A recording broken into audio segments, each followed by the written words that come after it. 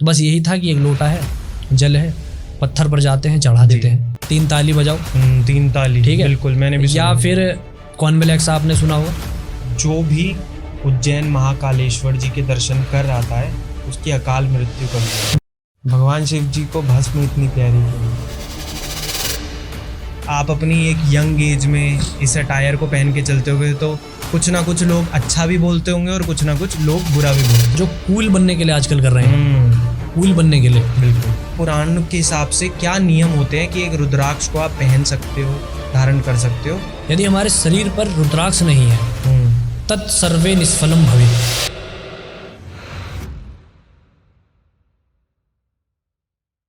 अकाल मृत्यु वो मरे जो काम करे चंडाल का, काल भी उसका क्या बिगाड़े जो भक्त हो महाकाल का। हर हर महादेव।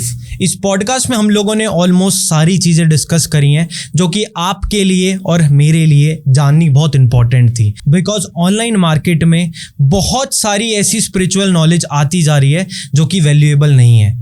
बहुत सारे ऐसे लोग नई नई टेक्निक्स, नए नए मंत्र अपने आप से बनाकर मार्केट में लॉन्च कर देते हैं एंड लोगों को इस तरीके से बताते हैं कि उन चीज़ों को यूज़ करके उनका कुछ भला होगा, बट ये सब झूठ है। बिकॉज आज के पॉडकास्ट में हम लोगों ने जो सच जाना है वो मैं चाहता हूं कि आप भी पूरा थ्रू आउट पॉडकास्ट देखने के बाद जाने, बिकॉज ये बहुत इंपॉर्टेंट है। एंड भक्ति को करने के जो नियम और कानून हैं उनको आप बदल नहीं सकते। आज पॉडकास्ट से मैं बहुत क्लियर आउट हुआ हूं कि हमारे वैदिक शास्त्रों में क्या लिखा है एंड मैं चाहता हूं कि वही राइट नॉलेज आप तक भी पहुंचे। जब आप इस पॉडकास्ट को देखोगे तो आपको पता चलेगा कि कितने सारे भ्रम आपके टूट रहे होंगे, बिकॉज हमारे वैदिक शास्त्र बहुत बहुत बहुत डीप लिखे हुए हैं जिनकी नॉलेज राइट पर्सन से ही अगर पूछी जाए तभी आपके लिए बेनिफिट्स होते हैं। तो आज हम लोगों ने एक बहुत यंग माइंड जो कि ऑथेंटिक इंफॉर्मेशन प्रोवाइड कर रहे हैं मार्केट में, जिनका पूरा सोर्स वही वैदिक शास्त्र हैं जिनके बारे में मैं आपसे बात कर रहा हूं। So our today's guest is Shubham Shastri ji, जो कि ऑथेंटिक नॉलेज रखते हैं जो आपको हेल्प करेगी एक राइट डिसीजन मेक करने के लिए कि क्या गलत और क्या सही है। सो इस पॉडकास्ट को थ्रू आउट पूरा देखना एंड मैं चाहता हूं कि आप उन सारी की सारी चीजों को कमेंट्स में मेंशन करना जो कि आपको लगती है कि आपको बताई गई थी और आज वो गलत प्रूव हो गई। So this is Shubham Shastri ji on spell out.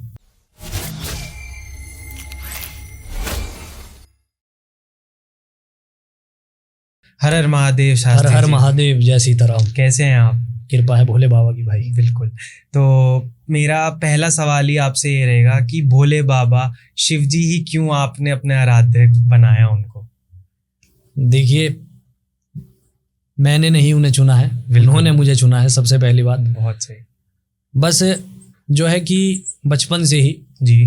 जैसे होता है कि घर परिवार में भी एक स्नेह किसी एक विशेष व्यक्ति से होता है। बिल्कुल। चाहे माता से ज्यादा हो जाता है बिल्कुल। पुत्र को, चाहे अपने पिता से हो जाता है, बिल्कुल। चाहे दोनों से ना हो के बड़े भैया से हो जाता है, बहुत बार कहीं कहीं ऐसा होता है। बिल्कुल। इसी प्रकार से मेरा जो है प्रारंभ से ही उन्हीं से ज्यादा जुड़ाव है। ऐसा नहीं कि मैं अन्य देवी देवता जो है उनको उन पर बिलीव नहीं करता या मैं उन्हें बिल्कुल। निंदा करता हूँ, ऐसा कुछ। शीश में सबको झुकाता हूँ, लेकिन बस ये है कि प्रारंभ से ही मेरा जो हृदय है उधर ही जुड़ा हुआ है, क्योंकि उनका स्वरूप मुझे बहुत पसंद है। वो मुझे बहुत अपनी तरफ प्रारंभ से ही खींचता है वर्तमान समय तक। बिल्कुल। लाइक मैं देख पा रहा हूँ, वो ऑरा देख पा रहा हूँ कि आप जब उनके बारे में बात कर रहे हैं तो आपके फेस पे एक स्माइल ऐसी है, लाइक मतलब ग्लो आ गया है बात करते हुए। तो मैं जानना चाहता हूँ, मैं बहुत क्यूरियस हूँ कि बहुत यंग एज है आपकी, लाइक देख पा रहा हूँ मैं, बिल्कुल मस्कुलर, बिल्कुल मतलब आप 2 साल ही बड़े हैं मुझसे। बिल्कुल। तो आपकी ये सारी स्पिरिचुअल जर्नी और ये सारी चीजें आपने स्टार्ट कब करी एंड इतना लाइक आपके जैसे ही बात करते हैं आप ग्लो आ जाता है, तो इसका रीजन क्या है? देखिए, प्रारंभ से ही मतलब ये सब चीजें जो सीखता है बच्चा जी, वो अपने घर परिवार से, अपने मूल से, अपनी जड़ से ही सीखता है। बिल्कुल। कोई भी हो, आप हो, मैं हूँ, कोई भी हो। बिल्कुल। तो हमारे घर परिवार में यही सब चलता है। मैं एक ब्राह्मण परिवार से बिलोंग करता हूँ जी। तो हमारी माता जी और हमारे मेरी नानी के घर की तरफ से भी जो है मेरे मामा, उनके दादा वगैरह सब पूजा पाठ में, कर्म कांड में है, तो वो लोग करते हैं, तो उसी का जो प्रभाव मेरे ऊपर है। तो बचपन से ही मैं इस प्रकार से हूँ जी बस एक समय ऐसा आता है कि पूरी तरह से आप जो है उसमें समर्पित हो जाते हो। जी एक समय ऐसा होता है कि आप बस एक लोटा लेकर लेते हो जल का बिल्कुल और भगवान के लिए चले जाते हो मंदिर, या वहीं से ले लेते हो चले जाते हो। उस समय आप अबोध होते हो जी कि जी आपको नहीं पता होता है हम बस ये क्या कर रहे हैं। हमारे पिता करते हैं, हमारी माता जी करती हैं, हमारे नाना की तरफ होता है, हमारी दादी साइड हमारे चाचा वगैरह करते हैं। तो बिल्कुल बस वही देखते हुए मैं भी इस कार्य को कर रहा हूँ आज तक। लेकिन जब प्रारंभ करा था अबोध अवस्था में, तो बस यही था कि एक लोटा है, जल है, पत्थर पर जाते हैं, चढ़ा देते हैं। जी एक पत्थर है, चढ़ा देते हैं, जी क्योंकि उस समय हमें नहीं पता क्या है शिवलिंग, क्या महत्व कौन है शिव, जी क्या उसका महत्व है, जी क्या उसका साइंटिफिक रीजन है, क्या उसका एक बिल्कुल। स्पिरिचुअल रीजन है, हमें कुछ नहीं पता, हम अबोध है। लेकिन उस समय में ही हमारे अंदर एक वो शक्ति जागृत होने लगती है धीरे धीरे, जी कि एक कंसिस्टेंसी बन जाती है बिल्कुल। कि निरंतर नियमितता के साथ हम एक कार्य को कर रहे हैं, जो कि एक सात्विक बहुत अच्छा सत्कर्म है। लगाव लग जाता है ईश्वर जी। से। बस उसी प्रकार से जो है इंसान धीरे धीरे धीरे धीरे जुड़ जाता है, क्योंकि कंसिस्टेंसी इज द की, बिल्कुल नियमितता ही कुंजी है। तो बिल्कुल। वही उसी प्रकार से इंसान अपने जीवन में आगे बढ़ता जाता है। बस ये है कि समय के अनुसार वो थोड़ा जब चीजों को जानने लगता है तो उसमें बहुत गहरा उतर जाता है। तो जब जिस भी देवी देवता की आप पूजा करते हैं और ज्यादा आप ध्याते जिन्हें, फिर स्वरूप भी आपका ऐसा ही होने लगता है। बिल्कुल मैं देख पा रहा हूँ लाइक आपने पूरा अटायर ही बिल्कुल लाइक लग रहा है कि हाँ सनातनी प्रॉपर यही आपने जीवन में तो होना भी चाहिए। बिल्कुल होना चाहिए। एंड मैंने ये भी देखा है कि आज के टाइम पर ना बहुत सारे लोग इसको अच्छे वे में भी देखते हैं और बुरे वे में, कि आप अपनी एक यंग एज में इस अटायर को पहन के चलते होगे तो कुछ ना कुछ लोग अच्छा भी बोलते होंगे और कुछ ना कुछ लोग बुरा भी बोलते होंगे। बिल्कुल। तो आप ये फेस कर रहे हैं and of course you are the very big figure on Instagram. देखिए, जब एक मैं बताऊं कि जो कूल बनने के लिए आजकल कर रहे हैं, कूल बनने के लिए, बिल्कुल वो अंदर से ही अनकॉन्फिडेंट होते हैं। उनका कॉन्फिडेंस जो है हाँ। लेवल हाई नहीं होता है, राइट क्योंकि वो कभी कभी इसको अटायर को जो है कैरी करते हैं। मॉल बिल्कुल। चले गए, धोती पहनकर रील बिल्कुल। बना ली, तो उसमें क्या है कि वो पब्लिक अट्रैक्शन देखते हैं कि पब्लिक हमें देख रही है, व्यूज चाहिए। व्यूज चाहिए। बिल्कुल वो अंदर से जो है एक अलग प्रकार से होता है, उनको दिल लगता है कि यार कोई मुझे क्या कहेगा, मैं बुरा तो नहीं लग रहा कैसा। लेकिन जब आप प्रारंभ से इस प्रकार से रहते हैं जी। या आपको ऐसा लगता है कि मेरा यही धर्म है, तब आप इन चीज़ों से ना बहुत ऊपर उठ जाते हैं कि मैं बुरा दिख रहा हूँ, कि लोग मुझे क्या कह रहे हैं। यार एक बार मेरे साथ भी हुआ था ऐसा, मैं किसी कारणवश स्वतः ही मैं जा रहा था कहीं, तो जी। मुझे मॉल जाना पड़ा था। ठीक है। तो मैं ऐसे ही था, तो कुछ माताएं बहनें थी, तो वो हंस रही थी। तो मेरे साथ में जो लोग थे उन्होंने मुझे बताया कि वो आपके ऊपर हंस रही हैं। मैंने कहा मुझे कोई आपत्ति नहीं है, हंस रही हैं, हंसने दो, वो उनका जीवन है। जी। मुझे जो करना है, मुझे जो अच्छा लग रहा है मैं कर रहा हूँ। मैं किसी का बुरा नहीं कर रहा, और कोई भी ऐसा अमर्यादित कार्य मैं यहाँ नहीं कर रहा हूँ। सही बात है। किसी कारणवश मैं आ गया हूँ, सही बात। तो बस होता है, करते हैं लोग, क्योंकि ऐसा उनको लगता है कि यार ये ठीक है, वेस्टर्न कल्चर अपना रखा है लोगों ने आज की डेट में। जी। लेकिन मैं कहता हूँ कि बुद्धि से वेस्टर्न रहो, लेकिन अपना जो हृदय है, जो अपनी जड़ है, वो अपने सनातन से, अपने जो ट्रेडिशन है उनसे ही जोड़े रखो, तभी इंसान जीवन में आगे बढ़ता है भाई। वरना जीवन में आगे बढ़ने का और कोई सूत्र नहीं है। दिमाग से, बुद्धि से जो है तेज रहो, वेस्टर्न कल्चर के हिसाब से जो समय की मांग है। पढ़ाई लिखाई उस प्रकार की करो, बिल्कुल अपने दिमाग को उतना रखो, लेकिन अपनी जो जड़ें हैं उन्हें भूलो मत। बिल्कुल। जैसे संस्कृत हमें आनी चाहिए, क्योंकि वो हमारी मूल है। हिंदी हमारी मूल है। बिल्कुल। लेकिन अगर हम इंग्लिश सीखते हैं तो वो हमारी एक पहचान नहीं हो जाएगी, वो हमारी एक योग्यता है, वो हमारी एक आज के टाइम क्वालिटी है। बस एक क्वालिटी है हमारी कि हमें इंग्लिश आती है, कोई भी लैंग्वेज आती है, कह सकते हैं। लेकिन जो हमारी मूल क्या है, हिंदी संस्कृत। हम तो भारत देश में रह रहे हैं, हिंदी है या संस्कृत है हमारे लिए, सबसे प्राचीन संस्कृत है, तो हमें तो वो आना चाहिए ना। बिल्कुल, मेनली वो आना चाहिए। ये तो एक एडिशनल चीज है कि हम बोल रहे हैं, ठीक है, समय की मांग है, हमें जरूरत पड़ती है, जरूरी भी है। अपने धर्म को सामने अगर हमें स्प्रेड करना है, कोई सामने बंदा फॉरेनर है, उसको समझाना है, अगर वो पूछे कि why are you doing this, तो यू कैन डू। तो इसलिए थोड़ा समय के हिसाब से चलना भी चाहिए। और ज्ञान ही मुक्ति का कारण है, तो ज्ञान जितना हो लेना भी चाहिए, चाहे भाषा का हो, चाहे अपने अध्यात्म का हो। बिल्कुल। और ये मैंने देखा भी, लाइक ऑफ कैमरा भी मेरी थोड़ी सी आपसे बात हुई, तो एक्चुअल में आप जिस तरीके से बात करते हैं तो लगता है कि सामने वाले पर्सन पे ना एक ज्ञान का भंडार है। हाँ। राइट। तो मतलब है वो चीज। तो मैं ये जानना चाहूंगा कि आपने ये ज्ञान की प्राप्ति कहाँ से करी, लाइक कहाँ आपने क्या पढ़ाई करी है, लाइक आप कॉलेज टाइम में ऑफ कोर्स कॉलेज गए होगे, तो उसमें क्या करा, वहीं से ही आपका शौक था या क्या, मतलब शौक तो मैं गलत वर्ड यूज कर रहा हूँ। आई जस्ट वांट कि आपने इतना अच्छा ज्ञान इतने अच्छे लेवल पर कि अगर मैं कुछ भी पूछ रहा था आपसे तो आप इमीडिएट एक एग्जाम्पल के साथ मुझे बता पा रहे, तो वो कैसे प्राप्त किया है? स्टॉप आप देख पा रहे हैं कि कितने सारे ऐसे लोग हैं जो हमारे कंटेंट को कंज्यूम कर रहे हैं बट फिर भी सब्सक्राइब नहीं कर रहे हैं। तो आप इस चैनल को सब्सक्राइब करें और मैं मेक श्योर करता हूं कि रेगुलर बेसिस पर अच्छे गेस्ट एंड अच्छी नॉलेज मैं रेगुलर आप तक पहुंचाता रहूंगा। देखिए, ज्ञान की प्राप्ति केवल और केवल भगवान शिव जी के पूजन से होती है, बाकी किसी कार्य से नहीं हो सकती। बिल्कुल। तो मैं प्रारंभ से ही उनकी शरण में रहा हूँ जी। और प्रातःकाल ब्रह्म मुहूर्त में अपने सोशल मीडिया के माध्यम से भी यूथ को मेनली प्रातःकाल ब्रह्म मुहूर्त में जो जगना होता है, उस समय जो स्टूडेंट है जो पढ़ते हैं वो उस पढ़ाई को पढ़ते हैं तो उनकी जो मेधा शक्ति होती है, मेमोरी बहुत ज्यादा शार्प होती है। अगर हम थोड़ा सा स्पेसिफाई आप उनका टाइम पीरियड बता पाओगे, बहुत लोगों को नहीं समझ। हाँ, बिल्कुल। जैसे कि सूर्य उदय से ठीक है 1.5 पहर पहले का जो समय होता है, जब आकाश में चंद्र और तारागण विद्यमान होते हैं 2:30-3 बजे रात को, अगर मैं कहूँ तो 4 से 6 का 4 से 6 का जो मेन समय, ठीक है। उस समय क्या होता है, आप देखना कि सूर्य भगवान भी उपस्थित नहीं है संसार में, लेकिन आकाश में चंद्र और जो तारागण है वो विद्यमान है। वो जो बेला होती है ब्रह्म मुहूर्त की जी, उस समय में यदि आप स्पिरिचुअल हैं, आध्यात्मिक जगत में आप कुछ भी ज्ञान लेना चाहते हैं, कुछ स्वाध्याय कर रहे हैं, वेद पढ़ रहे हैं, वेद वगैरह पढ़ते हैं गुरुकुल में, वो भी उसी समय पढ़ते हैं, तो जो भी आप उस समय करते हैं वो बहुत ज्यादा सिद्ध होता है, क्योंकि उस समय जो एक यूनिवर्सल साउंड होता है ना, वो एक्टिवेट होता है यूनिवर्स में। बिल्कुल। सकारात्मक ऊर्जा इस पूरे संसार में जो है विद्यमान होती है। पूरे दिन भर में आप पूजा करो, कोई नहीं, भगवान का कोई समय नहीं, लेकिन जब ब्रह्म मुहूर्त में आप पूजन करते हैं तो ईश्वर आपको सुनते हैं, क्योंकि सारी दैवीय शक्तियां उस समय संसार में विद्यमान एकदम परिपूर्ण तरीके से होती हैं। तो उसी प्रकार से बस मैंने भी ये ज्ञान इसी प्रकार से लिया है कि मैंने ग्रेजुएशन भी किया, कॉलेज में मास्टर्स भी किया, 2 साल का मैंने जर्मन लैंग्वेज भी सीखा दिल्ली एम्बेसी से। और हाँ, तो और बस अपने धर्म का भी मेरे को प्रारंभ से ही जो है एक जुनून है, क्यूरियस रहता हूँ कि ये क्यों, उसका साइंटिफिक रीजन भी और जो है आध्यात्मिक जगत में भी कि मतलब क्यों हम कर रहे हैं। तो बस मैं उस प्रकार से ही आज तक भी मैं क्यूरियस रहता हूँ।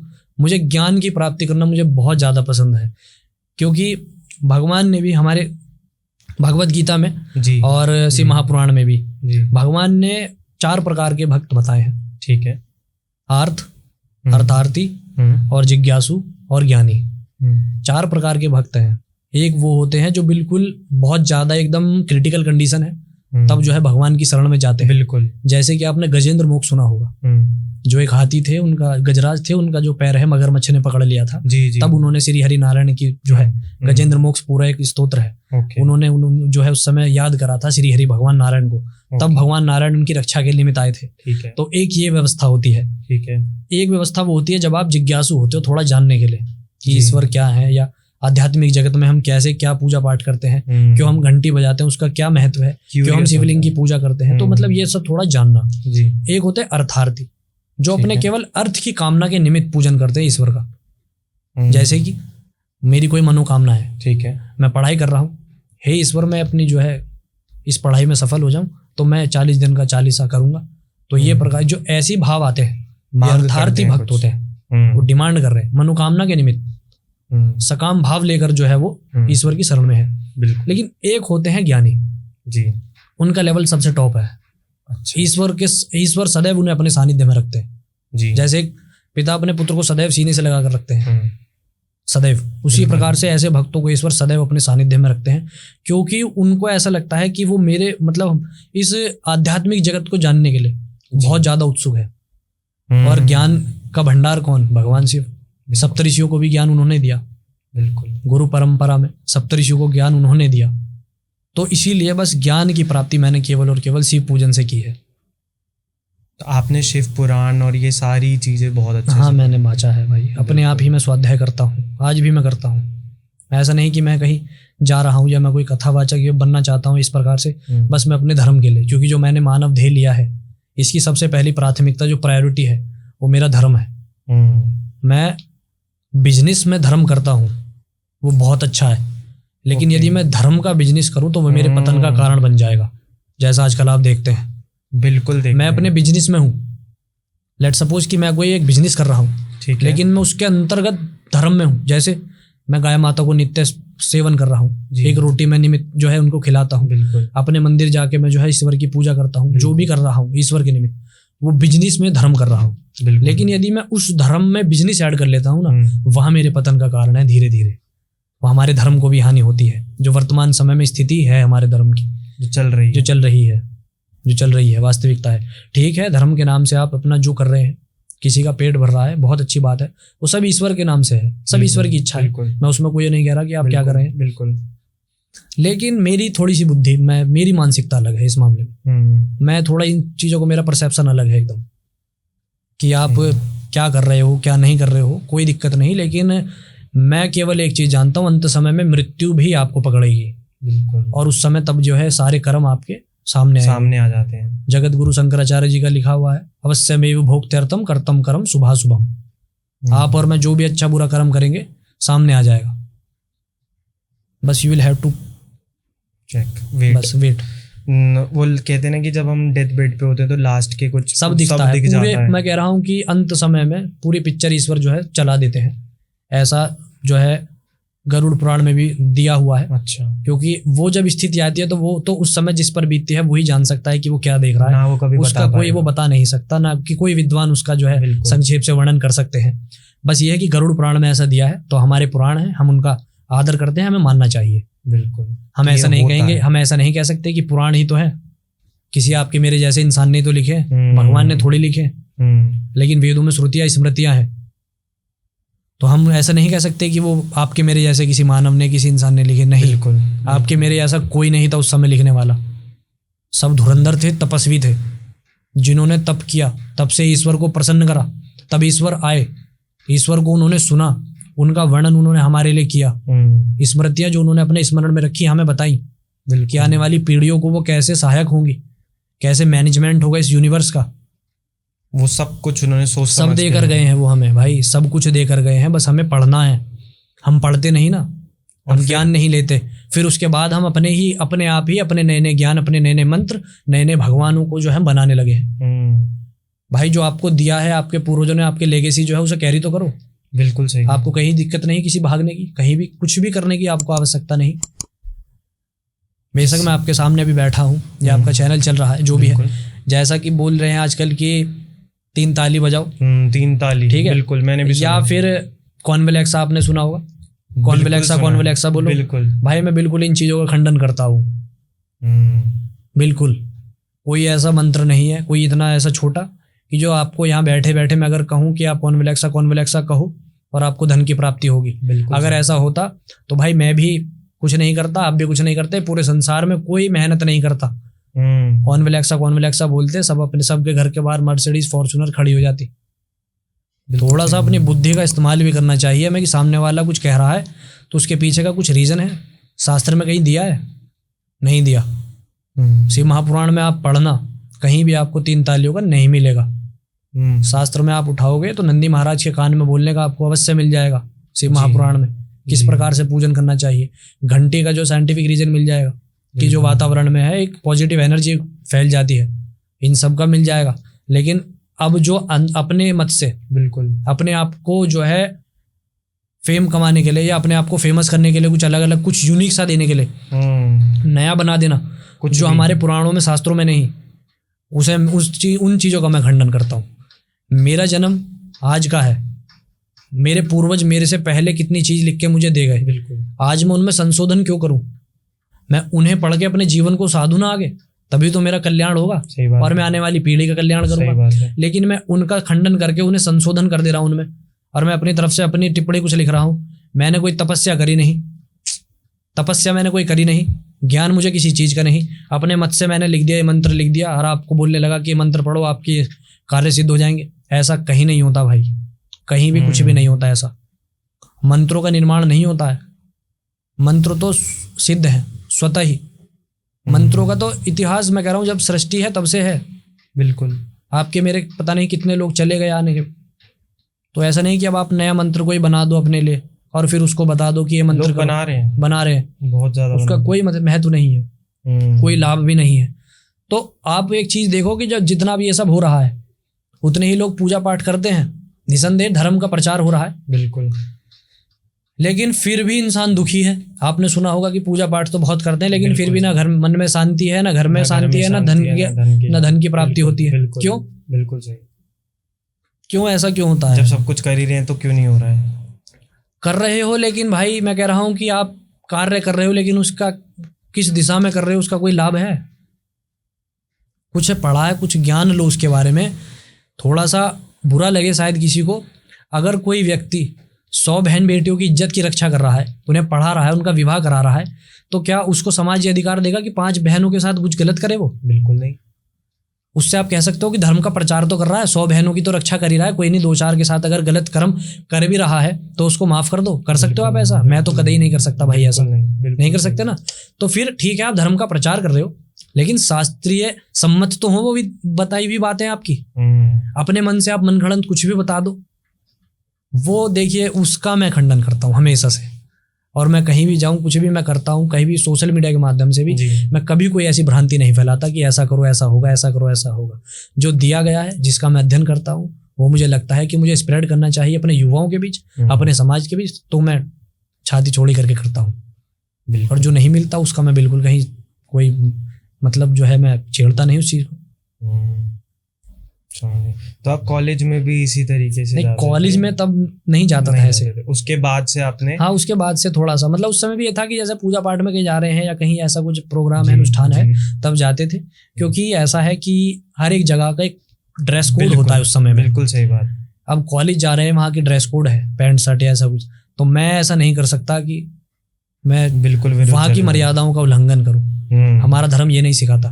समझ गया। उसके बाद से ही आपने उसके बाद से थोड़ा बस हाँ स्टार्ट किया। ठीक है। अब आपने ना एक चीज़ बहुत अच्छी बोली थी कि लोग अपने मनगढ़ंत चीज़ों को बनाते हैं और फिर स्प्रेड करना स्टार्ट करते हैं। ये पता है, ये हो गया है कि ऑनलाइन पॉपुलर होने के चक्कर में बस उसने ये चीज़ बोल दी, उसकी वायरल चली गई, 1-2 मिलियन, 3 मिलियन, 4 मिलियन, उसी को उठाया, बस थोड़े से वर्ड चेंज कर दिए और बना दिया। तो ऑनेस्टली मैं भी देखता हूँ ये चीज़ें होती हैं। बट अगर हम देखें और सही नॉलेज प्रोवाइड करें तो शिव जी को प्रसन्न करने के लिए आप कौन से ऐसे मंत्र बताओगे जो यंगस्टर्स भी, मैं इंक्लूडेड, आप भी उसको जाप करते हो? कौन कौन रेगुलर बेसिस पर उनका जाप कर सकते हैं, क्या कर सकते हैं जिससे कि हम थोड़ा बहुत उनको प्रसन्न कर पाएं या फिर अपनी बात उनसे कर पाएं? देखिए, सबसे प्राचीन जो मंत्र है भगवान शिव जी का, जो सर्वसम्मत है, सर्वसम्मत मंत्र है, ओम नमः शिवाय। ओम नमः शिवाय। दुनिया जानती है इस मंत्र को। बिल्कुल प्राचीन है, बिल्कुल है ना। ये आजकल जो अब नए चल रहे हैं श्री शिवाय नमस्तुभ्यम या और कोई से भी कोई मंत्र बना देगा कोई, उनका कोई प्राचीन इतिहास नहीं है भाई। सबसे पहली बात ओम नमः शिवाय का तो ओम नमः शिवाय का, ओम नमः शिवाय का मैं कह रहा हूँ कि वो जब यूनिवर्स जब नहीं होता है, ओके, जो ओमकार की ध्वनि है जी, ओमकार की जो ध्वनि है जी, जब इस संसार में 3 अवस्थाएं होती हैं, आदि अंत मध्य जी। आदि जब कुछ नहीं होता, अंत जब सब खत्म हो जाता है जी, और मध्य जो स्थिति अभी सिचुएशन है, वर्तमान स्थिति, तो ओमकार तो सदैव रहता है संसार में। यूनिवर्सल साउंड जो साइंटिस्टों ने भी मान लिया है कि यूनिवर्स का साउंड क्या है। बिल्कुल। तो ओम नमः शिवाय ये मंत्र है। सारे मंत्र किलित हैं एक्सेप्ट ओम नमः शिवाय। ओके। सारे मंत्र किलित इन द सेंस कि अगर आपको कोई मंत्र जपना है, उसका लाभ लेना चाहते हो जी, उसे सिद्ध करना चाहते हो जी, तो वो गुरुमुख होना चाहिए। आपको गुरु से मिला हुआ होना चाहिए वो, तभी आप उसका जो है उसको फलित कर सकते हो अपने निमित्त, अपने कल्याण के लिए या किसी के कल्याण के लिए। लेकिन ओम नमः शिवाय स्वयं सिद्ध है। आप उसका जो है बिना गुरु के भी, दीक्षा के भी स्वयं जो है आप मंत्र का जाप कर सकते हो। बस उसके लिए कुछ नियम है जी। माताओं और बहनों के लिए नमः शिवाय का, ओम का उच्चारण का माताओं के लिए नहीं है। ओके। और माताएं बहनें करें तो नमः शिवाय या शिवाय नमः, शिव महापुराण की जो है रुद्र संहिता में दिया हुआ है, सती खंड में। आप इसका वर्णन है पूरा, पढ़ सकते हैं। ठीक है। रुद्र संहिता में उसमें सब दिया गया है। ठीक है।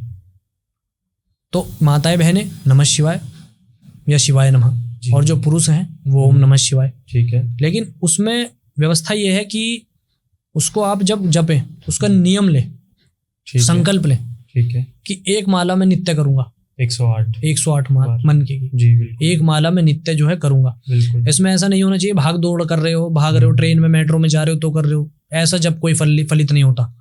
जप का एक नियम होता है, स्वच्छ स्थान होना चाहिए, एकदम पवित्र। आप भी नहाए धोए एकदम पवित्र होने चाहिए, बाहर भीतर से जी, बाहर भीतर से आप भी पवित्र हो, आचमन करना चाहिए। बिल्कुल। अपने आप को पवित्र करते हैं, है पवित्रा पवित्रो वा सर्वस्थांगतो विवाह या स्मृत पुंडरीकाक्षम सा भय भयंतरा शुचि। इस प्रकार से मंत्र करके हम अपने आप को पवित्र भी करते हैं बाहर और भीतर से इस प्रकार, और आचमन करते हैं। और एक लाल आसन हो हमारे पास एकदम पवित्र साफ सुथरा, तब हम बैठे। हमारी बोन मैरो जो है, रीढ़ की हड्डी एकदम स्ट्रेट हो, ठीक है। और जो हमारी वो माला है कभी भी किसी को दिखनी नहीं चाहिए। ओके। गौमुखी हमारे हाथ में हो जी, और हमारी तर्जनी उंगली इस गौमुखी से बाहर निकली होनी बिल्कुल, चाहिए। बिल्कुल। उसका स्पर्श हम या तो अपने हृदय से कर सकते हैं इस प्रकार से।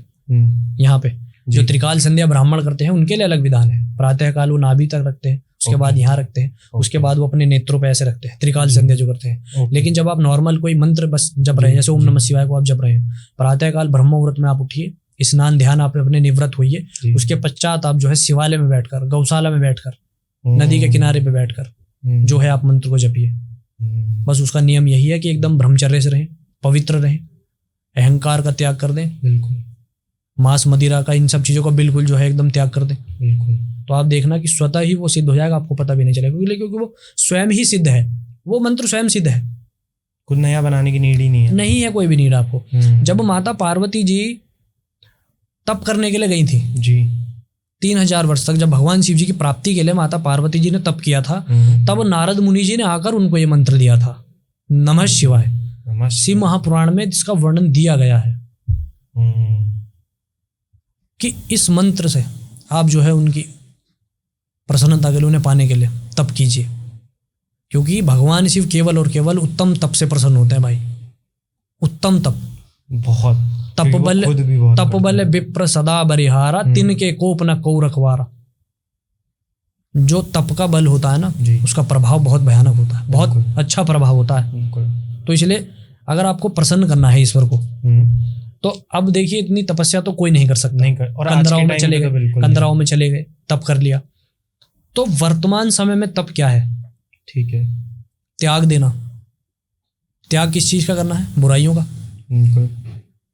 बुराइयों का त्याग करना है।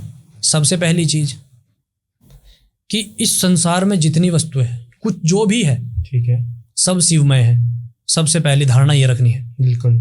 जितनी माताएं बहनें हैं, सब माता पार्वती जी का स्वरूप है। बिल्कुल। जितने पुरुष हैं, सब शिव हैं।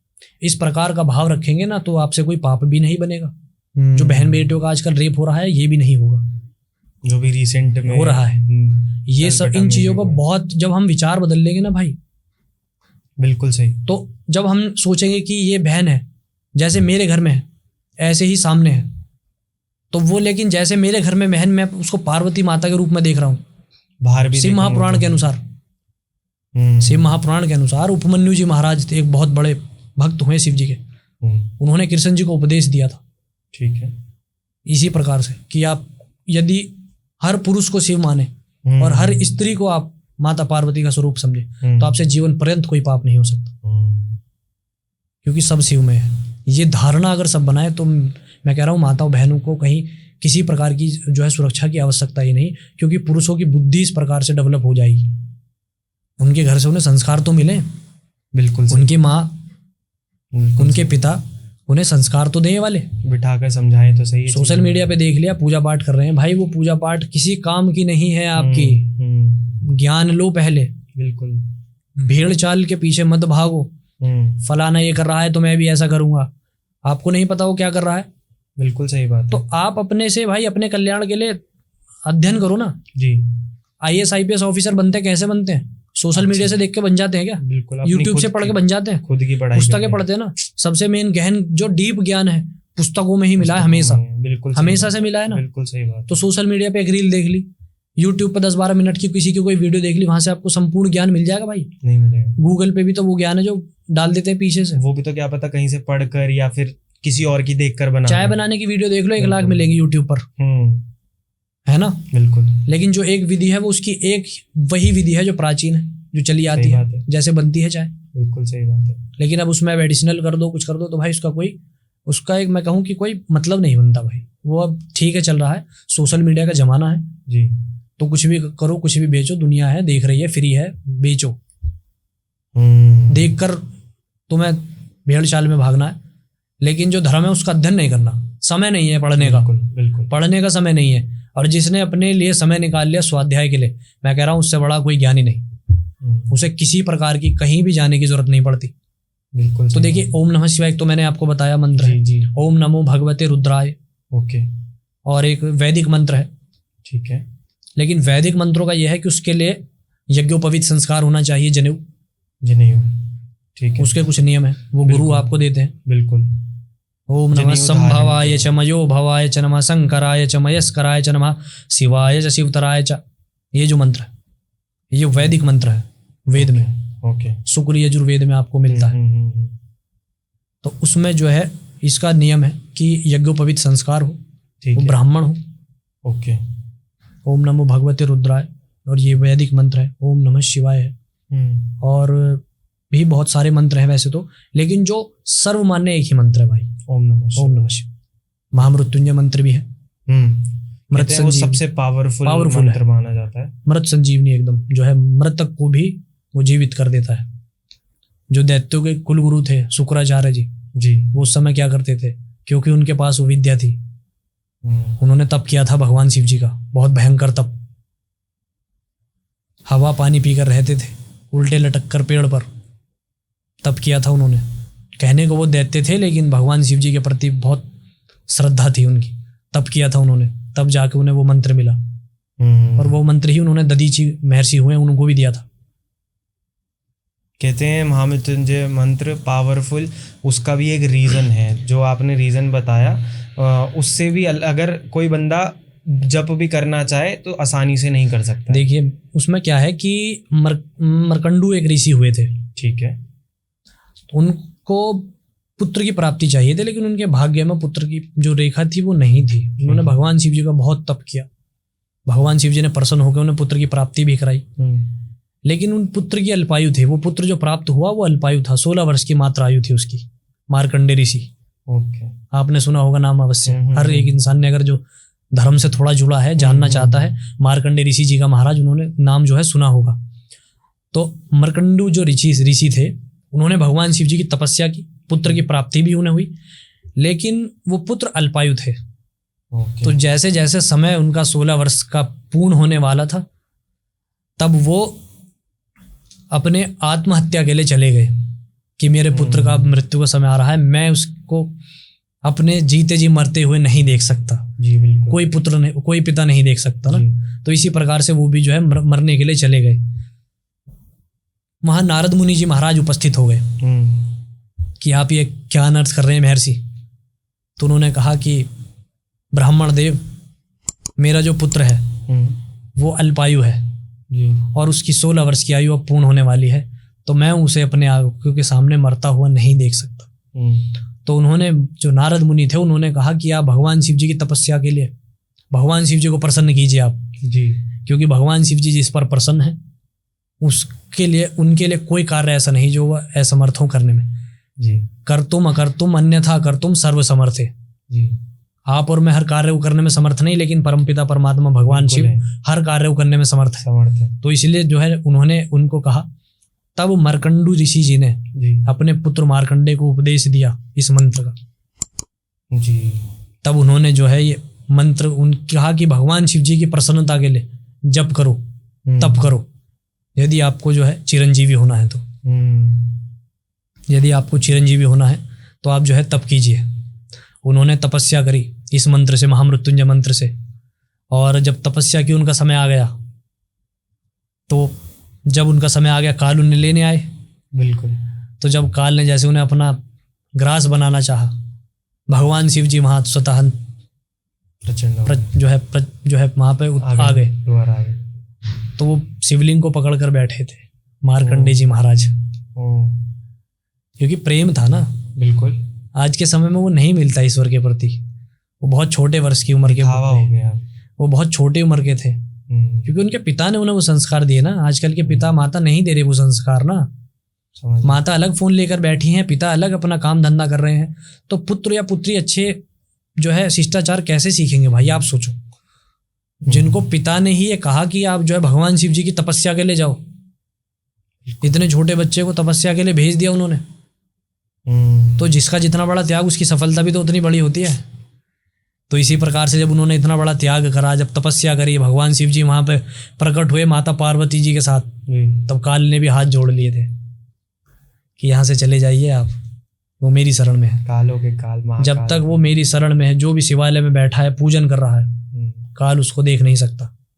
तो वहाँ से वो चले गए और माता पार्वती जी ने अपना पुत्र रूप में मार्कंडेय ऋषि को स्वीकार किया और ये कहा कि आप जो है चिरंजीवी, चिरायु रहोगे, जब तक कल्पांत तक, जब तक ये संसार रहेगा तब तक आप जो है इस संसार को भोगो और अंत समय में शिवलोक को प्राप्त करना। और इस प्रसंग को यदि इंसान अपने जन्म दिवस पर सुनता है, मार्कंडेय ऋषि का जो प्रसंग है जो मैंने आपको सुनाया, उसकी भी आयु दीर्घ होती है। मेरा आज है। बहुत बहुत शुभकामनाएं आपको जन्मदिन की। आपका जन्मदिन और मैंने है, आज आपसे सुन ली सारी चीजें सुनी। ये बिल्कुल लिखा हुआ है भाई शिव महापुराण में। आप जो धारावाहिक एक यूट्यूब पर भी आप देखेंगे ना, उसमें भी आपको मिल जाएगा, मार्कंडेय ऋषि की कथा आप देखेंगे।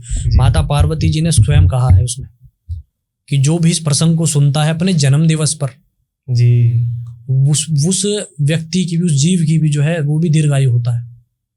हर हर क्यों हर हर महादेव? क्योंकि किसी ना किसी रूप में ईश्वर ही तो सब कुछ करने वाले हैं ना। बिल्कुल सही बात। अब देखो हमें नहीं पता आपका जन्मदिन है आज, अब देखो ईश्वर की इच्छा हुई कि आपको सुनना है प्रसंग और सुन लिया आपने। बिल्कुल, ये ईश्वर की इच्छा है, बस ईश्वर की इच्छा, और यही ईश्वरीय शक्ति होती है जी। और ये सबको प्राप्त नहीं होती, ये सबको प्राप्त नहीं होती है। मैं थोड़ा सा वो हो गया हूँ कि सही में लक, ये लक भी कह सकते हैं और ईश्वर की इच्छा ही कह सकते हैं। सब ईश्वर की इच्छा है, लक कुछ नहीं। भाग्य वो बना देते हैं, भाग्य वो दुर्भाग्य को भाग्य बना देते हैं वो। बिल्कुल सही बात। तो thank you so much first of all. अब आगे कॉन्वर्सेशन हम कंटिन्यू करते हैं। आपने ना एक दो चीजें बहुत इंपॉर्टेंट बोली कि लोग अब ना दिखावे में ज्यादा आ गए हैं। बिल्कुल भाई। तो मेरे को ऐसा लगता है कि दिखावे की, ऑनलाइन देखा केदारनाथ इतना सुंदर है, इतनी वादियों में, ऑनलाइन देखा महाकालेश्वर का बहुत मान्यता है, ऑनलाइन देखा सोमनाथ जी का बहुत मान्यता है, और बैक पैक किया निकल गए। 12 ज्योतिर्लिंगों की मैं ये चाहता हूँ कि आप इस पॉडकास्ट के थ्रू ना एक इम्पोर्टेंस बताओ, लोगों तक पहुंचे कि 12 ज्योतिर्लिंग क्यों इम्पोर्टेंट है हम सब के लिए भी, और इंडिया में होना कितना ही बड़ी बात है ये चीज कि मतलब इतने इजी हम जाकर कर सकते हैं, दर्शन कर सकते हैं, लेकिन उसका एक भाव होना चाहिए। भाव होना चाहिए। तो मैं चाहता हूं कि उनकी इम्पोर्टेंस, और आप उनको एक तरीका बताओ कि यार देख के छुट्टी मिल रही है उठ के नहीं जाओ, एक तरीका होता है उन सारी चीजों के दर्शन करने का। तो ये भारतवर्ष है कि कर्म भूमि है जी, विदेश उपभोग के लिए है। आप देखते ही हैं कि विदेश में क्या होता है, मदिरा का पान, मांस, ये सब हमारे यहाँ भी होता है, लेकिन भारतवर्ष में ऐसे बहुत से प्रसंग हैं जो हमें कर्म के लिए प्रेरित करते हैं कि हमें कर्म करना चाहिए जी। सबसे पहला एग्जाम्पल अर्जुन, बिल्कुल कृष्ण जी महाराज ने उन्हें, परम पिता ने उपदेश दिया कि कर्म करो। तो जो 12 ज्योतिर्लिंगों में भगवान शिव जी की जो शक्ति ज्योति रूप में विराजमान है प्रत्येक शिवलिंग में, तो मैं केवल यही कहना चाहूंगा कि श्रद्धा लेकर जाओ। ठीक है, शौक है फोटो वीडियोस का, नो डाउट, खींचो आराम से, कोई दिक्कत नहीं। मैं नहीं कहूँगा कि मत खींचो, इंसान अपनी मेमोरी के लिए भी खींचता है, कोई दिक्कत नहीं, लेकिन एक प्राथमिकता अपने घर से सेट करके चलो, प्रायोरिटी। लेट सपोज कि केदारनाथ जाना है जी, ठीक है, पहले से ही कुछ दिन अपने सेट कर लो कि इतने दिन में अपने आप को जो है अंदर से पवित्र कर लेता हूँ। बिल्कुल 2-3 महीने का ऐसा कर लेता हूँ कि अगर मेरे को प्रैक्टिस नहीं चलने की तो मैं प्रातः काल में या शाम के समय रनिंग करूं, जो मैं वहां के लिए ट्रेन हो जाऊं। बिल्कुल घोड़े खच्चर पे ना चढ़ के जाऊं, क्योंकि मैं जवान हूं ना अभी। बिल्कुल सही। माता पिता जा रहे हैं, ठीक है, घोड़े खच्चर से जाए बैठकर, क्योंकि जो घोड़े खच्चर वाले हैं उनका भी घर परिवार है, वो भी ईश्वर को ही चलाना है। बिल्कुल सही बात। यदि हर इंसान पैदल जाएगा तो वो बेचारे भूखे मरेंगे, तो वो भी ईश्वर की एक इच्छा है ना, उनका भी पेट भरना है। तो जैसे जवान है जी, प्रयास करो कि 1-2 महीने पहले से अपने शरीर को उस प्रकार से तैयार करो, पवित्र करो। बिल्कुल जाने के लिए भयंकर ऊर्जा है ना वहां पे, उसको अपने शरीर में ऑब्जर्व कैसे करोगे? सही बात है। आपका पात्र इतना सा है, भंडार आपको इतना चाहिए, तो वो आएगा नहीं, इसमें नहीं आएगा। पहले उसके लिए कैपेबिलिटी अपने अंदर गेन करो। बिल्कुल उसके लिए जो है योग्य बनो। योग्य कैसे बना जाएगा? नित्य निरंतर घर के पास में जो शिवालय है जी, वहां भी जाओ, बिल्कुल। केवल ये नहीं कि बस साल में एक बार वहीं जाऊंगा, नहीं, नित्य निरंतर अपने घर के नजदीक में जो मंदिर है वहां भी जाओ, वहां भी देखो किसी प्रकार के कोई मेरे सहयोग की आवश्यकता है, मेरे मन से, वचन से, कर्म से मैं कुछ कर सकता हूँ, बिल्कुल। मैं अपने धन से कुछ कर सकता हूँ, 150 रुपए का कुछ मैं कर सकता हूँ, बिल्कुल। क्या मैं कर्म से कुछ झाड़ू पोछा कर सकता हूँ? केवल मैं बड़े मंदिर में जाकर झाड़ू पोछा नहीं करूंगा जो मुझे दुनिया लाइन में लग के देख रही है कि देखो कितना सेवा भाव है, नहीं, जहां कोई नहीं देख रहा वहां भी तो करो भाई, वहां तुम्हें ईश्वर देखेगा, तुम्हें वहां ईश्वर देखेगा। बेशक भीड़ में आपको दुनिया देखेगी, लेकिन जहां कोई कुछ नहीं कर रहा वहां आप करोगे तो वहां तो ईश्वर स्वयं विराजमान है ना, वो हर जगह है, यत्र तत्र सर्वत्र शिवाय, सब जगह विराजमान है भगवान शिव जी। तो जहां नहीं है कोई भी करने वाला वहां करो, सबसे पहली चीज। जब आप ऐसे करते रहोगे ना, मन में अपने आप ही एक बॉन्ड पैदा होने लगेगा, कनेक्शन ईश्वर के प्रति, और जब तक कनेक्शन पैदा नहीं होता ईश्वर के प्रति, सब बेकार है। तो जाओ, ठीक है, आप गए केदारनाथ गए, आपने पैदल जो है यात्रा जो है अपनी पूरी की, बहुत कष्ट होता है उसमें, 23, 24, 25 जो है किलोमीटर की है। मैं गया था अपने मित्र के साथ लास्ट ईयर अक्टूबर में, तो हमने गौरी कुंड से ही ऊपर तक बेयर फुट, नंगे पैर, भगवान की कृपा से पूरी यात्रा कंप्लीट करी थी। पैर में एक जो कहते हैं ना कि कुछ चुभ जाना, एक कंकड़ भी नहीं चुभा था, और पैर जैसा मैं अगर अपने घर में अपने स्थान में साफ करके दिखाऊं आपको पैर, इस प्रकार से मेरे पैर थे जब मैं ऊपर भवन में था। तो पहले ही एक प्राथमिकता सेट करो अपनी, जाना है, मेमोरी के लिए फोटो वीडियो हर बंदा खींचता है, खींचो, लेकिन एक प्राथमिकता कि वो इतना बड़ा एक ध्यान का केंद्र है, सकारात्मक ऊर्जाओं का भंडार है। सही बात है। तो वो मैं कैसे अपने शरीर में अपने लेकर आऊं, जो मैं पूरे साल भर अपने घर में, अपने घर परिवार में नौकरी बिजनेस करूं, तो वो मेरे शरीर में विद्यमान रहकर मुझे जो है प्रेरित करे सत्कर्मों के लिए। बिल्कुल। उसके लिए हमें अब उसके लिए जो है हमें जो है पहले से प्री प्लान करना है कि मैं जाऊंगा, बाबा के दर्शन करूंगा, अंदर भीड़ होगी, कोई दिक्कत नहीं, वहीं भगत नहीं बनूंगा, मैं जल चढ़ाऊंगा, सर टेकूंगा, जो करना है करूंगा। उसके पश्चात जहां एकदम एकांत शून्य स्थान होगा, वहां से लेके बैठ के मैं भगवान का ध्यान भी जरूर करूंगा, क्योंकि वहां मुझे वो सकारात्मक ऊर्जा प्रदान करेगा। भीड़ आपको भेड़िया बनाती है, एकांत आपको पवित्र बना देगा, ध्यान रखना। एकांत में रह के जब आप साधना करोगे ना भाई, उसका लाभ देखना आपके बॉडी के ऑरे पे, आपके मन के विकारों पे, हर प्रकार से जो भाव सब बदल जाता है। बिल्कुल। भीड़ में है, सब कुछ अच्छा है, बहुत ठीक है भाई, करो, कोई दिक्कत नहीं उस चीज में, लेकिन बस मैं ये कहना चाहता हूँ कि 12 ज्योतिर्लिंगों में कहीं भी जहां भी जा रहे हो आप, सबसे पहले एक प्राथमिकता यही सेट अपनी करके चलो कि जिस उद्देश्य से मैं जा रहा हूँ, दर्शन करूंगा, शिखर दर्शनम पापनाशनम, हर मंदिर के शिखर के दर्शन करूंगा। अच्छा। शिखर के दर्शन कर लूंगा तो भी सारे पापों का नाश हो जाएगा। कभी कभी ऐसा होता है कि भीड़ है, मंदिर अंदर नहीं जा पाए, भगवान की इच्छा नहीं है गर्भगृह में आने की, उपस्थित करने की, हाथ जोड़ लो दूर से ही, तो गर्भ जो है ऊपर जो है शिखर देख लिए, शिखर पे ध्वजा ईश्वर की है जी। शिखर दर्शनम पाप नाशनम, शिखर के दर्शन हो गए, मेरे पापों का नाश हो गया ईश्वर की कृपा से। तो इस प्रकार से जाओ कि दर्शन करने हैं ईश्वर के, सत्कर्म जितना हो, तीर्थों पे जितना हम अच्छा कर्म करते हैं उसका पुण्य जितना मिलता है ना, उतना ही हम जब गंदे कर्म करते हैं तो उसका उतना ही भयंकर प्रभाव भी मिलता है। जा रहे हो, बियर पी रहे हो, रास्ते में कुछ गलत कर रहे हो तो उसका प्रभाव भी मिलता है। देखते हैं ना कि गाड़ी से गए थे, पहाड़ पर एक्सीडेंट हो गया, मर गए, तो ये सब क्रियाएं ऐसे घूमती हैं, ऐसे रिसेंट भी होता रहे, ओवरलोड होता रहता है, ये चलता रहेगा। वो संहार ऐसे ही करते हैं, वो संहार ऐसे ही करते हैं, क्योंकि वो शांत एकांत में बैठने के लिए वहां पर होड़ मचा रहे हो, अब डमरू बजा रहे हो, पता नहीं अब आजकल क्या क्या होने लगा है भाई। ठीक है, अपने दिल्ली एनसीआर जैसे क्षेत्र में जहाँ इतना क्राउड है यहाँ सब करो, लेकिन जहाँ इतनी वाइब्रेशन है, सकारात्मक ऊर्जा है, थोड़ी सी भी प्रभाव से अगर कुछ भी वहां डिसबैलेंस होगा तो 2013 की तरह फिर से प्रलय आ जाएगी। उनका कुछ नहीं बिगड़ेगा। वो तो एक समझ लीजिए कि उनके लिए जो जल चढ़ा रहा है वो भी उस समय फिर मारा जाएगा। जितने भी लोग थे उस समय की प्रलय में सब भक्ति तो गए होंगे ना। सही बात है, क्यों मरे फिर?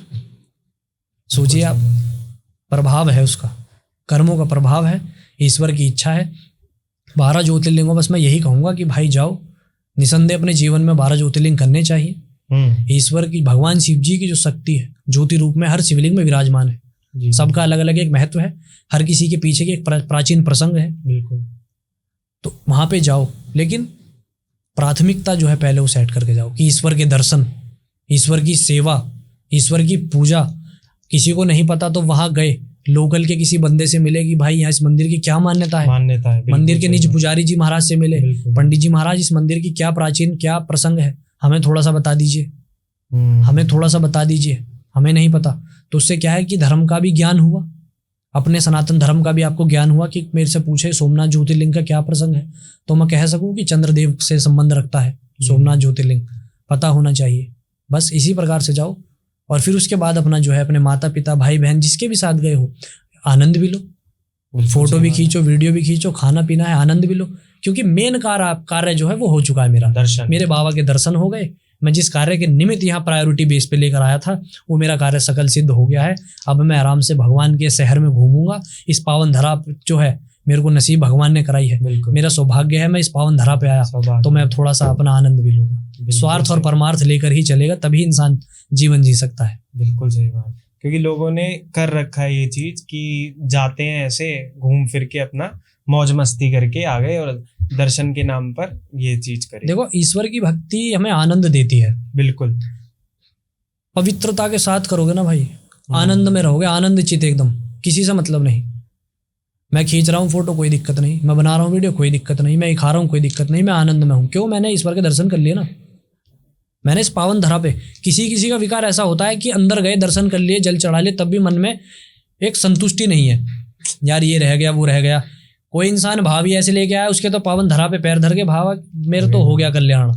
बिल्कुल सही बात। मैं तो बहुत सौभाग्यशाली बाबा, तुमने मेरे जो है मेरा कदम जो है आपके पावन धरा पे पड़ गए। बिल्कुल बस भगवान शिव जी का जहाँ स्थान है, शिवालय आसपास के कितने क्षेत्र तक में जो है वो पूरा वाइब्रेट रहता है। जरूरी नहीं गर्भगृह में जाओ आप, कोई दिक्कत नहीं। अगर व्यवस्था ऐसी है नहीं जा पाए, भीड़ थी या नहीं परमिशन है, जैसे महाकालेश्वर में नहीं जा पाते अंदर गर्भगृह में, सबको नहीं देते, निज पुजारी जाते हैं, बस नहीं जा पाए कोई दिक्कत नहीं। बाहर से आपने दर्शन कर लिया, कोई दिक्कत नहीं। उज्जैन में पैर आपके पड़ गए, भगवान की कृपा हो गई, समझ लीजिए। सही बात है, बस इतना ही है। बिल्कुल सही बात है। बस इस प्रकार से जाओ, ज्योतिर्लिंगों में दर्शन करो, आनंदित रहो। और जो शादीशुदा लोग हैं वो अपने जो है साथी के साथ ही जाएं। पूजा जो भी करें अपने साथी के साथ, पति पत्नी साथ में हो मिलके। चाहे कोई भी पूजा हो। माता पार्वती, भगवान शिव हर ज्योतिर्लिंग में एक रूप में विराजमान है ना। बिल्कुल। कोई शादीशुदा है वो अकेला आ रहा है, आजकल का जैसा माहौल है, पत्नी नहीं ला रही साथ में, या पत्नी आ रही है पति का नहीं पता, तो ये थोड़ा सा उसका प्रभाव पड़ता है भाई। अग्नि को साक्षी मान के जब आप दो लोग एक साथ हुए हो जीवन पर्यंत के लिए, तो जब ईश्वर के दरबार में जाओगे तो साथ में जाओ। ये भी मैं कहना चाहूँगा, नियम है। धर्म करोगे तभी लगेगा। अर्धांगिनी कहते हैं ना। बिल्कुल। आधे अंग की सहभागी अर्धांगिनी, मेरे हर कर्म में आदि सहभागिता रखने वाली। बिल्कुल। तो जब मैं मंदिर जा रहा हूँ तो क्यों नहीं लेकर जाऊंगा। तो बस इसी प्रकार से ये नियम है, कुछ हमें इन्हें लेना चाहिए, फॉलो करना चाहिए। ये हमारे सनातन नियम है, प्राचीन शास्त्र सम्मत नियम है ये। बिल्कुल। इनका हम खंडन नहीं कर सकते, और यदि करते हैं तो परिणाम फिर सामने है आज के समय में। 3 महीने में से पहले तलाक हो जाते हैं ना। परिणाम मिलता है ऐसे, क्योंकि हम अपनी रूट्स को खो रहे हैं वेस्टर्न कल्चर में। हमारे यहाँ पे ये सब थोड़ी होता था, ये तो अब होने लगा है। तलाक ये सब जो भी है, पहले नहीं होता था। ये बहुत मेजर पॉइंटर आपने डिस्कस किया है, जो कि काफ़ी सारे लोगों को इम्पैक्ट करेगा। एंड आज ही से वो लोग अपना एक रूटीन चेंज कर देंगे, जो कि इम्पोर्टेंट भी है। जैसे आपने बताया, एक नियम है, राइट। अब यहीं से मैं एक चीज़ जानना चाहूँगा कि मार्केट में ना बहुत सारे अब नए ब्रांड्स भी आए हैं, जो भगवान से रिलेटेड, कुछ क्रिस्टल्स हो गए, रुद्राक्ष हो गए, जिनको वो कोट करते सर्टिफाइड रुद्राक्ष है या इतने मुखी रुद्राक्ष है। तो मुझे नहीं पता कितने ऑथेंटिक है, कितने ऑथेंटिक नहीं है। बट अगर मैं दूसरी सेंस देखे जाऊं, जो बंदा परचेज कर रहा है, जैसे मैं अगर कोई रुद्राक्ष परचेज कर रहा हूं, तो मेरे लिए वो उतना ही महत्व करेगा, चाहे वो असली हो चाहे वो नकली हो। बट अब जब वो मेरे पास आया है, तो अगर किसी भी बंदे के पास रुद्राक्ष जाता है, तो उस रुद्राक्ष को पहनने के, उसको धारण करने के क्या हमारे नियम होने, मतलब पुराण के हिसाब से क्या नियम होते हैं कि एक रुद्राक्ष को आप पहन सकते हो, धारण कर सकते हो, और उसका नियमित रूप से मतलब पालन करना चाहिए एक तरीके, कैसे कर सकते हैं? देखिए, किसी भी कॉन्सेप्ट को क्लियर करने से पहले हमें उसका इम्पोर्टेंस जान लेना चाहिए। बिल्कुल। कि उसकी महत्ता क्या है। बिल्कुल। तो रुद्राक्ष की महत्ता को हमने शिव महापुराण में एक श्लोक है, उसके माध्यम से मैं बताता हूँ कि अरुद्राक्ष धरो भूत्वा यद्यत कर्म च वैदिकम करोति जप होम आदि तत्सर्वे निष्फलम भवेत्। कि जब भी हम कोई भी किसी भी प्रकार का सत्कर्म करते हैं, पूजा पाठ जप तप कुछ भी हम सत्कर्म स्पिरिचुअल लाइन में करते हैं, यदि हमारे शरीर पर रुद्राक्ष नहीं है तत्सर्वे निष्फलम भवेत्, सारा जो भी कृत है सब निष्फल हो जाएगा। सबसे पहली बात, सबसे पहली चीज तो ये हुई। ठीक है। उसके पश्चात आता है कि कौन पहन सकता है जी। कौन नहीं पहन सकता है। जी। तो उसके लिए भी एक शिव महापुराण विद्येश्वर संहिता कहती है, भगवान शिव जी के ही उवाच हैं उसमें कि सर्वाश्रमाणाम वर्णानाम रुद्राक्षाणाम च धारणम जी। कर्तव्यम मंत्रतः प्रोक्तम द्विजानाम नान्य वर्णिनाम। भगवान शिव जी की इच्छा से हर वर्ण का, हर व्यक्ति, हर पुरुष, हर नारी, हर शिशु, हर बच्चा रुद्राक्ष को धारण कर सकता है। कर्तव्यम मंत्रतः प्रोक्तम, हमारा कर्तव्य है कि हमें उनको जो है पहले अभिमंत्रित करना है। ठीक है। बाजार से आप लेकर आए जी। आपने धारण कर लिया, कोई लाभ नहीं,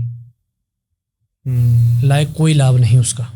यदि आप लाभ के लिए पहनते हैं तो वैसे मैं कहूँ रुद्राक्ष है, शिव जी का ही अंश है, तो वो स्वयं सिद्ध है, उसे किसी प्रकार की आवश्यकता नहीं।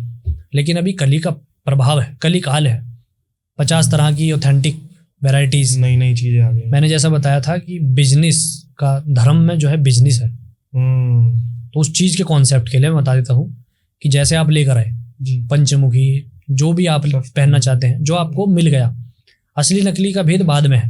ठीक है। नहीं पता कर पाओगे, बहुत सारी चीजें हैं।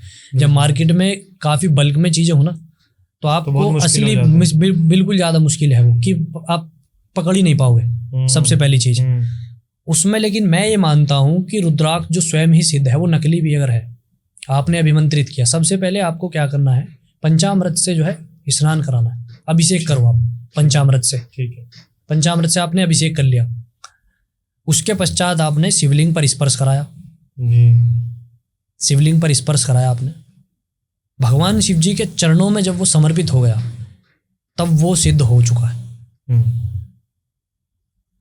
अगर मैंने बाजार से लिया और मैंने पहन लिया, तो मैं सिद्धात्मा नहीं, मेरे पहनने से वो सिद्ध हो गया। वो स्वयं सिद्ध है, वो स्वयं सिद्ध है, निसंदेह स्वयं सिद्ध है। लेकिन उसका प्रभाव लेने के लिए जो हमें ज्ञान लेना है, उससे हमें अपने अंदर जो शिवत्व पैदा करना है, उसके लिए उसको पहले हमें क्या करना है कि पंचामृत से अभिषेक कराओ जी। उसके पश्चात क्या है कि शिवलिंग पर जो है स्पर्श कराओ जी। भगवान शिव जी का महामृत्युंजय मंत्र पढ़ते हुए, ओम नमः शिवाय मंत्र पढ़ते हुए अपने शरीर में धारण करो। सबसे ये बात हुई कॉन्सेप्ट। उसके पश्चात उसके नियम जी। शौच करते समय उतारना है। ठीक है। लघु शंका दीर्घ शंका करते समय उतारना है। मैथुन आदि के समय उतारना है। कोई भी शारीरिक संबंध बनता है तब उतारना है। शयन करते समय उतारना है, क्योंकि इस अवस्था में हमारा शरीर निस्तेज हो जाता है। बिल्कुल। तो ऐसी अवस्था में उसका प्रभाव अगर हमारे ऊपर से खत्म हो जाएगा, उस प्रभाव को जागृत रखने के लिए हमारे वो काम करे, हमारे शरीर पे हमारी रक्षा करे, बाहरी ऑरा बनाए रखे, उसके लिए उसकी पवित्रता का मेंटेन करना हमें बहुत जरूरी है। और मद्यपान ना करे, मांस मदिरा का जो है बिल्कुल जो है सेवन ना करे, बस यही नियम है। और नियमित रूप से भगवान शिव जी का पूजन करता रहे। एक समय में आके वो स्वतः ही सिद्ध होके, सफलित होके आपको उसका लाभ देने लगेगा। बिल्कुल। लेकिन आप क्या है कि बाजार से लाए, पहन लिया, कोई लाभ नहीं। आपको नहीं पता ना कौन सी वैरायटी कैसे बना रहे हैं, क्या हो रहा है।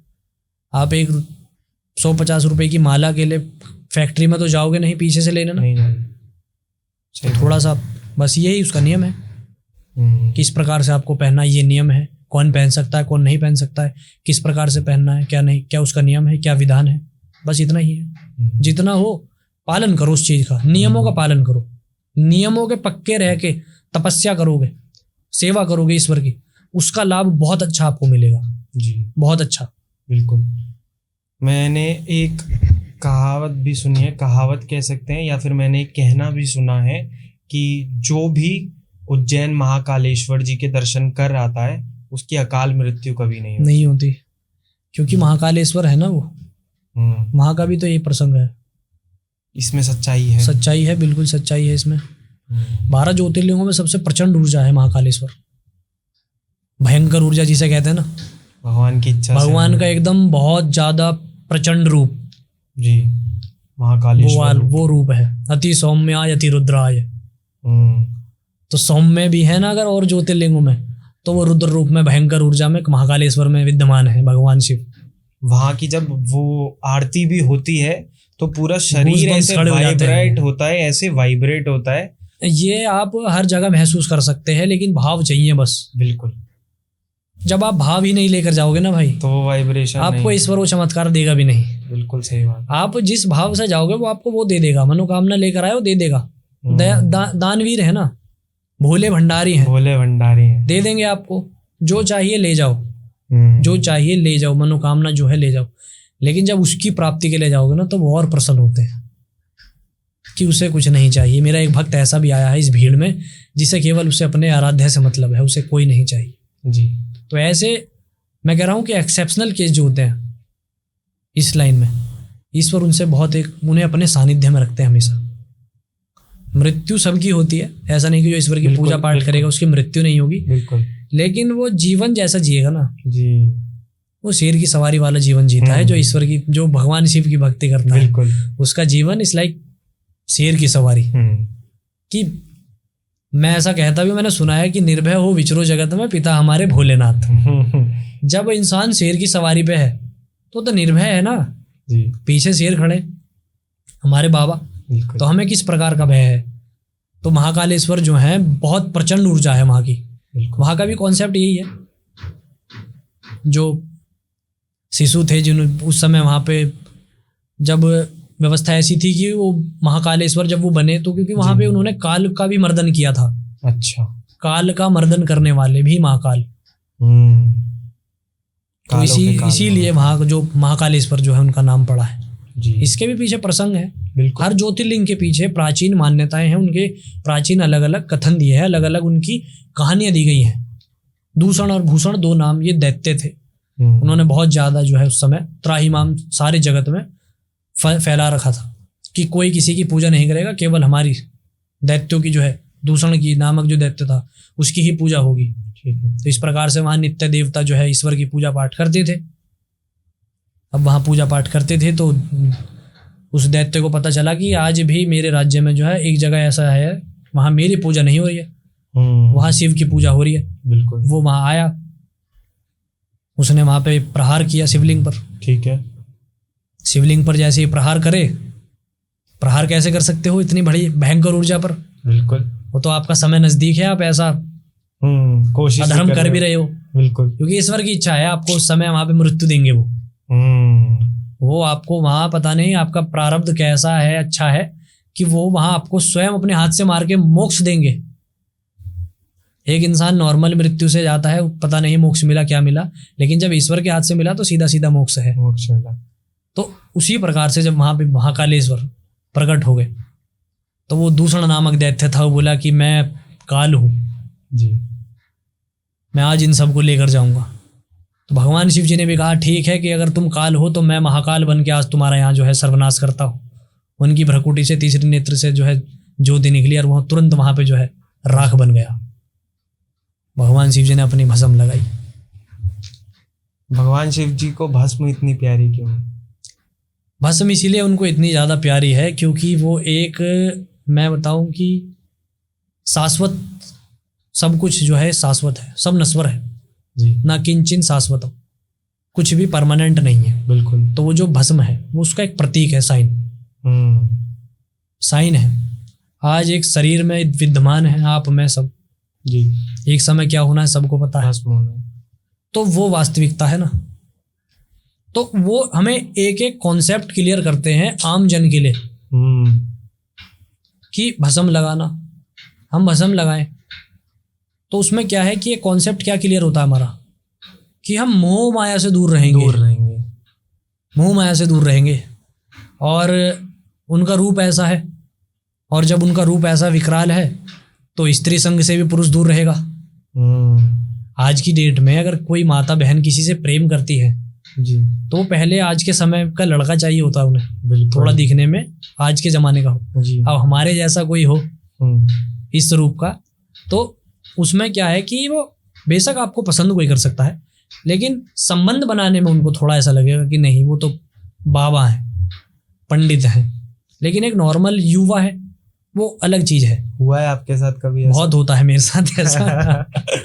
बहुत बार होता होगा, बहुत क्योंकि बार आपकी होता है। पर्सनालिटी तो बहुत लाइक ऑरा जो है वो बहुत ही अच्छा है, तो ऑफ कोर्स ऐसी कभी कभार हाँ, हो जाता है इंसिडेंट काफी। हुए होंगे।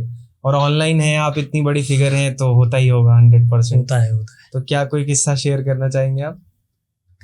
किस्सा तो मतलब ऐसा क्या बताऊं मैं, लेकिन हाँ कॉम्प्लीमेंट्स काफ़ी मिलते हैं, काफी मिलते हैं। काफ़ी मतलब मेरे को अप्रोच करते हैं लोग, लेकिन जी। मैं थोड़ा सा हम्म, बस दूर ही हूँ। जी, क्योंकि एक कॉन्सेप्ट मैं बताना चाहूँगा, जी जब भगवान शिव जी का जी विवाह के लिए देवता जब गए थे ना, जी जी कि आप जो है विवाह कीजिए माता पार्वती जी से, जी, क्योंकि आप जब तक इनसे विवाह करके संतान उत्पत्ति नहीं करेंगे, जो आपका औरस पुत्र होगा उसी से जो है तारकासुर नामक दैत्य था, उनको भगवान कार्तिकेय ने मारा था। क्योंकि उसको वरदान था वो ना ब्रह्मा के हाथ से मरेगा, ना विष्णु के, ना महेश के। भगवान नारायण का सुदर्शन चक्र भी उसके कंठ पे जाके खंडित हो गया था, सोचिए आप, क्योंकि ब्रह्मा जी से वरदान लिया था उसने। जी। तो जब इस प्रसंग को देखते हुए जब देवता बहुत ज्यादा दुखी थे कि भगवान शिव कैसे ही माता पार्वती जी का पानी ग्रहण करें, मतलब उनसे विवाह करें, तब भगवान शिव जी ने विवाह को बहुत अलग रूप में देवताओं से कहा, और एक आम जन के लिए भी उन्होंने एक संदेश दिया जी। कि मेरे लिए विवाह करना बहुत अनुचित है, क्योंकि स्त्री संग इंसान के मन में विषय वासना पैदा करता है, और जब विषय वासनाएं मन में पैदा होती हैं तो इंसान का वैराग्य खत्म हो जाता है, और जिस पुरुष का वैराग्य खत्म हो जाता है वो उत्तम तपस्या नहीं कर सकता। बिल्कुल। तो मैं तो समाधिस्थ रहता हूँ, अपने अचिंत्य जो निर्विकार मेरा स्वरूप है उसका चिंतन मैं करता हूँ सदैव, मैं सदैव समाधि में रहता हूँ। तो यदि मैं स्त्री संग में मैं विवाह करूंगा तो मैं उससे च्युत हो जाऊंगा, मैं उससे दूर हो जाऊंगा, जो मैं नहीं होना चाहता। लेकिन फिर भी आप लोग आए हैं तो मैं भक्त वत्सल हूँ, मैं किसी के वश में नहीं, लेकिन मैं भक्त के सदैव वश में रहा हूँ। आप लोगों के कल्याण के लिए, देवताओं के उत्थान के लिए मैं पार्वती जी से विवाह अवश्य करूंगा। तो बहुत सारे कॉन्सेप्ट हैं। बिल्कुल। लोग कहते हैं कि उन्होंने विवाह किया है, त्यागी हैं, तपस्वी हैं, उनके बहुत सारे फॉर्म हैं। बिल्कुल। कोई भी वेद पुराण शास्त्र विद्वान ब्राह्मण पंडित वेदों के ज्ञाता पूरे जीवन काल में 10,000 वर्ष भी 10,000 बार भी वेद का पारण आप करते हैं, वेदों को पढ़ते हैं ना, वेदों का अध्ययन, तब भी आप ईश्वर के रूप को नहीं पहचान सकते। तो वो समझ लीजिए कि नहीं हम पा सकते। बस हर इंसान, हमारे जो प्राचीन देवता ऋषियों ने उनके बारे में जाना, तपस्या करके जो उन्होंने पाया, वो आपके मेरे कल्याण के लिए वो लिख कर चले गए। बिल्कुल। ये हमारा कर्तव्य, हमारा धर्म है कि हम अपने सनातन धर्म के निमित्त हम वो चीज़ें, उनका स्वाध्याय हम भी करें जी। हमारे लिए तो लिख गए वो। बिल्कुल सही। पुस्तकें वो केवल एक, आपको लगता है कि दुकान पर बिक रही है, वो पुस्तक है, लेकिन उसके अंदर का ज्ञान जब तुम जानोगे तब पता चलेगा। बिल्कुल सही। जब हम नदी में कूदे नहीं तो उसकी गहराई का हमें पता नहीं चलता। इसी प्रकार से जब हम उसमें अंदर जाते हैं ना, आपको ऐसा मतलब आनंद मिलेगा कि फिर आप ना उन वेद पुराणों को, गीता जी को, भागवत जी को अपने घर में एक कोने में स्थापित करके उनकी पूजा करोगे कि मेरे जीवन की ये पूंजी है, मैंने ये कमाया, मेरा धर्म ये है भाई। बिल्कुल। ये मेरा धन है, ये मेरी इन्वेस्टमेंट है, मैं यहाँ पैसा खर्च कर रहा हूँ अपना। बिल्कुल। मेरे ये काम की है। तो ये है सारा कॉन्सेप्ट, बहुत सारी चीजें हैं इसमें। बहुत बहुत धन्यवाद, बहुत बहुत thank you so much first of all. And सही में मेरे को लगा है कि ये one of the best podcast मैंने आज किया है, क्योंकि मेरे को इतनी नॉलेज मिली है। एंड इनफैक्ट क्योंकि मैं भी बहुत बड़ा शिव भक्त हूँ एंड मैं भी बहुत मानता हूँ, बट जिस लेवल पर आपका ज्ञान है और जिस लेवल पर हम तिनके बराबर भी नहीं है, बट जो आपके एंड से मेरे पास आया है कि पढ़ो, जानो, कॉन्सेप्ट्स को और अच्छे से समझो, रादर देन कि ऑनलाइन कुछ भी सीख के या कोई मंत्र सीख के नहीं। और मेरा एक छोटा सा मानना है कि मुझे नहीं पता मैं कौन सी, आपने कैटेगरीज बताई थी तो मैं कौन सी कैटेगरी में आता हूँ, कि मेरे लिए भोलेनाथ इतने प्रिय हैं कि जब मुझे उनसे मांगना होता है ना तो मैं उनसे बेधड़क होकर मांगता हूँ, और मेरे को लगता है कि मैं क्यों नहीं मांग सकता, मेरा हक बनता है क्योंकि मेरे प्रिय हैं। देखो ऐसा है कि पुत्र अगर अपने पिता से ही बिल्कुल अपने मन के भाव नहीं रखेगा, बिल्कुल, तो वो भटक जाएगा, किसी और से मांगेगा, कहीं जाएगा, जी। उसको लेकिन वो मिलेगा फिर भी नहीं। बिल्कुल। लेट सपोज कि अगर आपको पैसे चाहिए, आपके पिता से आप कहने में डर रहे हैं, बिल्कुल, चाचा से मांग लिए, ताऊ जी से मांग लिए, किसी रिश्तेदार से मांग लिए, वो आपको मना भी करेंगे आपको देने से नहीं है, और 4 जनों में आपके घर में ही वो आपकी बुराई भी करेंगे, पैसे मांग रहा था। लेकिन आप यदि सीधे अपने पिता से मांग लें, वो दिल खोल के दे देंगे। यही संबंध हमारे ईश्वर का हमसे है। और मेरे को लगता भी है कि अगर मैंने उन्हें इतना प्रिय बनाया है तो जो मांगता हूं ना मैं, डायरेक्ट कभी नहीं देते हैं, राह दे देते हैं उस चीज की। देखिए, मैं वहां से चल के जाओ, मिल जाएगा। केवल एक चीज मैं मानता हूँ जी, सबसे पहली बात, आपको अगर कुछ मांगना ही है जी, तो वही सर्वमान्य है कि ईश्वर से ईश्वर को ही मांग लो। बिल्कुल। जैसे कि महाभारत काल में क्या हुआ था, कौरवों ने क्या ले ली, नारायणी सेना। बिल्कुल। पांडवों ने क्या ले लिए, भगवान श्री कृष्ण। तो जब परमात्मा जिस पक्ष में खड़े हैं वहां हार तो हो ही नहीं सकेगी। बिल्कुल सही बात। उतार चढ़ाव, ups and down you will have to face, वो आएंगे, निसंदेह वो जीवन में आएंगे। बिल्कुल। लेकिन अंत में जीत आपकी होगी। सबसे पहली बात, मांगो आप ईश्वर से, ईश्वर को ही मांगो सबसे पहली चीज। और यदि वो वाला भी कॉन्सेप्ट नहीं है ना, तो ईश्वर से वो मांगना कि प्रभु मैं तो अबोध बालक हूँ आपका, मृत्यु लोक में पैदा हुआ हूँ कली काल में, जो मेरे लिए अच्छा हो आप तो मुझे वो दो। बिल्कुल सही। मैं तो एक बालक, मैं आज कह दूंगा कि ऑडी चाहिए, मन भर गया बाबा, फॉर्चूनर चाहिए बाबा, ये चाहिए, वो दे भी देंगे। आपके कर्मों के, आपके मेहनत के हिसाब से वो आपको फल दे भी देंगे। बिल्कुल सही। लेकिन क्या मेरा इन सब में कल्याण है? क्या मैं इन्हें चला के सेफ रहूंगा? नहीं। अगर ऐसा आपको लगता है कि जो मेरे ईश्वर मुझे देंगे वो मेरे लिए सर्वमात्र है, वो मेरे लिए सिरोधार्य है, बिल्कुल सही, तो वहां से आपका जो है जीवन बिल्कुल बदल जाएगा। आपका ऑरा, आपका बात करने का हर चीज का, आपका तरीका सब बदल जाएगा, कॉन्सेप्ट सब क्लियर हो जाएगा आपका। धन्यवाद सर। एंड हर हर महादेव, जय सीताराम।